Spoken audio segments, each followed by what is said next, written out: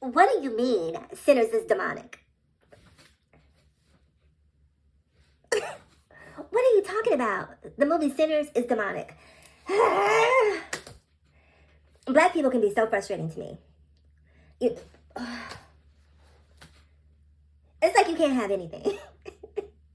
Sinners is demonic. Anyway, you guys, let's talk about the movie Sinners. I went to go see the movie Sinners yesterday. My boyfriend and I decided to get up and go support Black art, go support Black creators. And so we wanted to make sure that we turned out on opening weekend, which is the most important weekend for a movie. So if you go see it after opening weekend, yes, that's great. But if you can go see a movie during opening weekend, that first week's box office is the most critical to the success of the movie. So we wanted to make sure that we were supporting Michael B. Jordan and Ryan Coogler. So we got out and we went to go see Sinners yesterday. And I'll be honest with you guys, I had seen the trailers for the movie.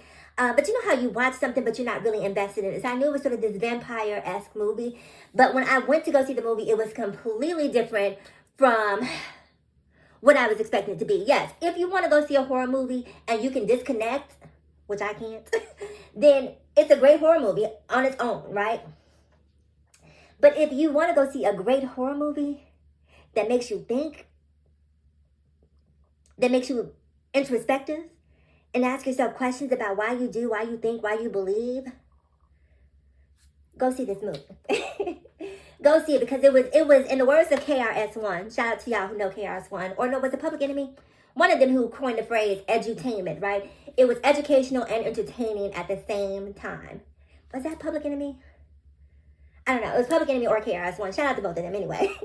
Back when the days when good conscious rap was out there. But anyway, so the movie takes place in the Delta, Mississippi Delta. It's like 1932, I believe. And if you do not want to hear spoilers, then the door is that way. So the movie takes place in 1932. And I really felt a kinship with these characters for several reasons. The first reason is my family is from Mississippi. Yazoo, Tupelo, Jackson, like we're all throughout Mississippi, right?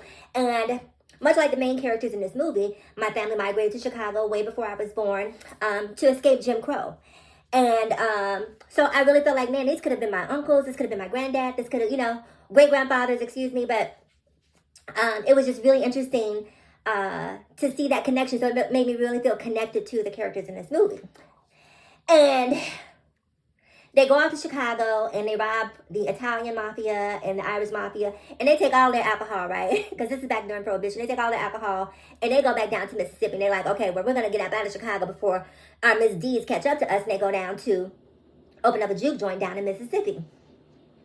And so here they are down in the Delta, fresh back from Chicago, the city slickers, as they were calling back then, right? So they're down in the Delta and they're just sort of, galvanizing the community and getting everyone together to open up their juke joint. Now, the opening scene in the movie is this white guy who is running from we don't know what, right? But he knocks on the door of a house of two white people, and he's basically begging them for help.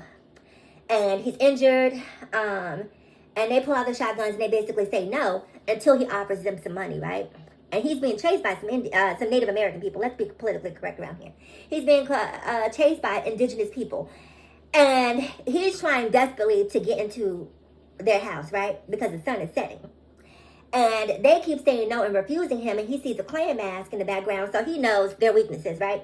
And so he pulls out some gold and offers them gold. And of course, when I tell you the metaphors are metaphoring in this movie, they let him come on in.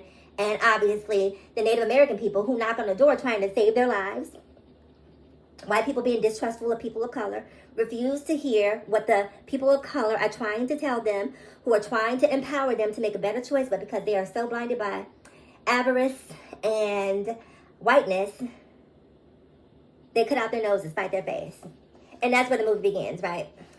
And again, that's just one example of the many metaphors that are throughout this movie.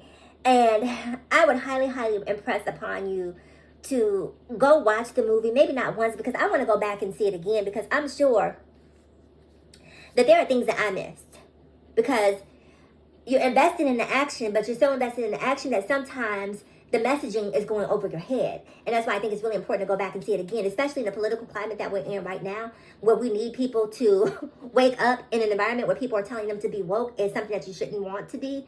We need people to understand, make decisions that are in your own best interest. And I think that this movie does a great job of delivering that message without browbeating you, without force feeding the message to you. You just have to be open enough and receptive enough to receive the messages that are being shared with you, but not forced on you, right? Because ultimately it's your choice. But anyway, go see this movie. Please go see this movie. It's such a good movie. And we again have to support Black artists, Black creatives, because they don't necessarily get the opportunity to make a $90 million budget movie on a daily basis. We don't see this happening. And that's why and that's not an action movie. I guess it's sort of action, but it's more horror than action. But it's a great movie. And I'm going to get out of here, but I want to say this before closing. To all of you people who hop online and make Doja Cat's performance at Coachella last year demonic. Megan Thee Stallion's performance demonic. Beyonce demonic. Sinners demonic.